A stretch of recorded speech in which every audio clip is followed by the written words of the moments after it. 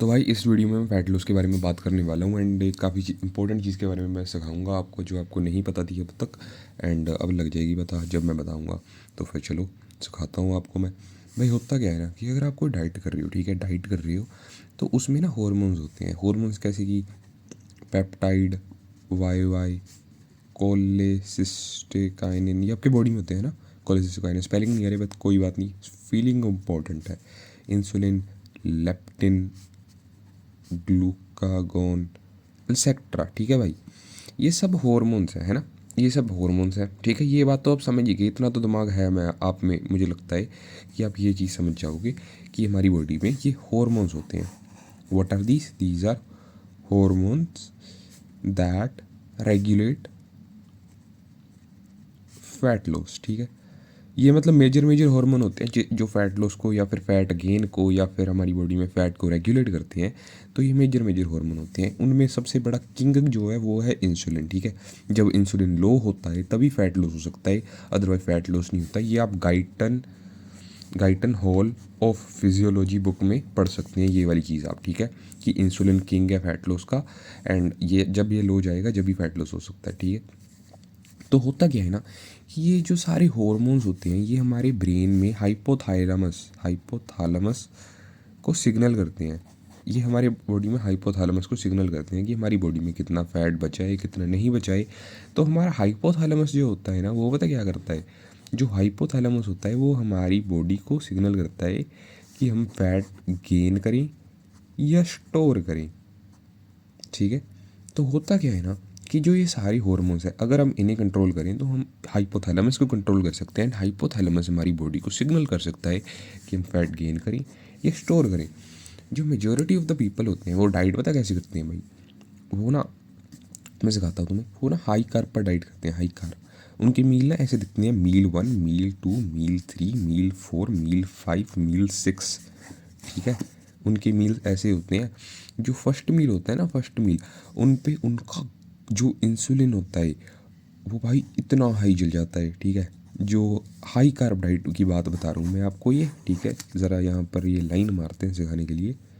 High carb diet पर आपका insulin high जाएगा एंड व्हाट हैपन्स इज कि आपका जो इंसुलिन हाई जाएगा मील 1 में, देन, ठीक है, तो अब आप इतने टाइम तक फैट लॉस नहीं कर सकते, ठीक है। क्योंकि आपका ये मान लो ये कीटोसिस की लाइन है, कीटोसिस आने पर ही आप फैट लॉस कर सकते हो, ये कीटोसिस है, ओके ब्रो।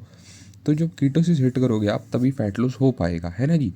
तब आप इतना इंसुलिन आपने सिक्रीट कर दिया है ना, इतना इंसुलिन आपने सिक्रीट कर दिया, इतने टाइम तक आपका फैट लॉस बिल्कुल नहीं हो सकता। फिर आपने दोबारा दूसरा हाई कार्ब मील खा लिया, ठीक है, एंड तीसरा हाई कार्ब जो था 5 माह 6 माह आपने अपने शरीर की पूरी यही तही फेर दी एंड आपने एक टाइम पर कीटोसिस को टच नहीं किया, ठीक है। तो होता क्या है ना कि आपने कीटोसिस को टच नहीं किया, कीटोसिस को टच किया ही नहीं भाई, किया ही नहीं कीटोसिस को टच। तो होता क्या है कि जब हमारी बॉडी में कैलोरिक डेफिसिट होती है एंड हमारी प्रोटीन भी लो होता है एंड हमारी बॉडी में कैलोरिक डेफिसिट होती है, प्रोटीन लो होता है, इंसुलिन हाई होता है।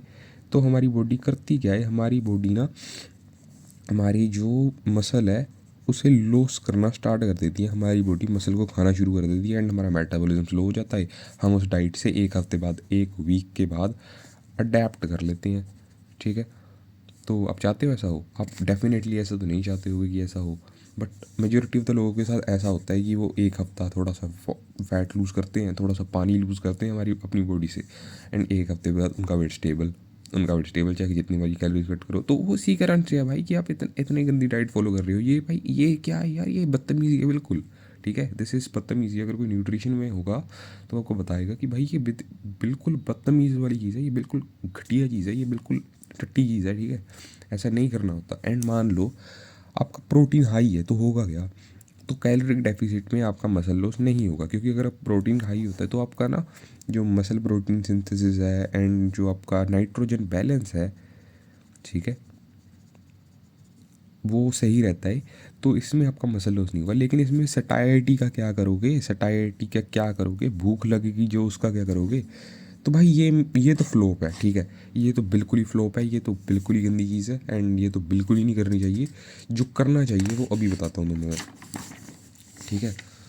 भाई हाथ दुखने लग पड़ा यार, इतने टाइम से फ़ोन पकड़ा हुआ है मैंने। चलो कोई बात नहीं, let us now see what would happen if we lose fat by my method, ठीक है, my method by glow easy का मेथड, ठीक है, जो ग्लो इजी का मेथड है उससे आप कैसे फैट लॉस करोगे। तो देखो भाई, मेरा मेथड कोई नया नहीं है पुराना ही है, लेकिन आप अपने मील्स को कम करोगे। मान लो आप 6 मील्स कर रहे थे, तब टाइट रिस्ट्रिक्टेड विंडो में, ठीक है, शाम को आप कुछ नहीं खाओगे, आप 2 मील्स करोगे, ठीक है, 2 मील्स करोगे। एक आपने मील ये किया है, ठीक है, एंड ये किया है। इनकी स्पाइक्स इसके कंपैरिजन में क्यों कम है, इसके कंपैरिजन में क्योंकि ये लो कार्ब है भाई, ये लो कार्ब है, ठीक है, ये लो कार्ब है, तो इसमें इंसुलिन कम रिलीज़ होगा। जब इंसुलिन कम होता है तो हमारी बॉडी में ना फैट होता है, जो फैट जो चर्बी है, ये मान लो ये फैट है, चर्बी है हमारी बॉडी में सारी, मुंह की चर्बी, पेट की चर्बी, लातों की चर्बी, ठीक है, ऐस की चर्बी, जो मर्जी चर्बी।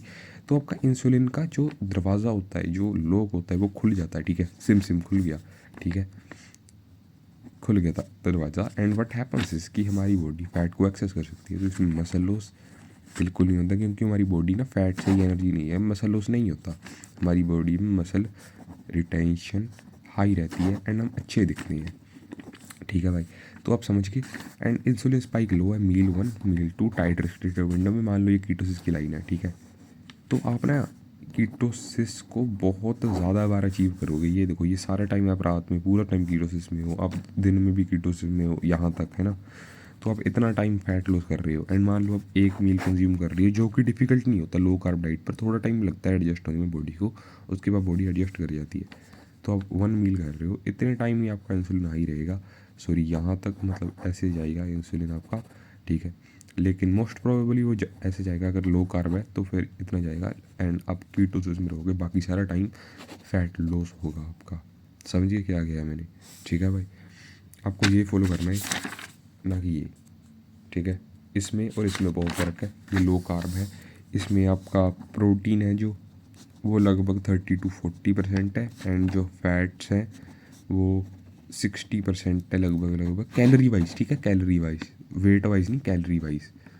जैसे कि मान लो आप 1000 कैलोरी खा रहे हो, जो कि बहुत कम है बाय द वे, इतनी कम हमें ज़्यादातर तो नहीं खानी चाहिए, लेकिन खा भी सकते हैं, क्योंकि ये लो कार्ब डाइट है, इसमें आपका फैट ही आएगा, इसमें मसल लॉस तो होना नहीं है, तो इसलिए इतनी कम कैलोरी खा सकते हैं, लेकिन इससे ज़्यादा कम मत करना, नहीं तो मसल लॉस भी साथ में होगा अगर प्रोटीन लो है, ठीक है।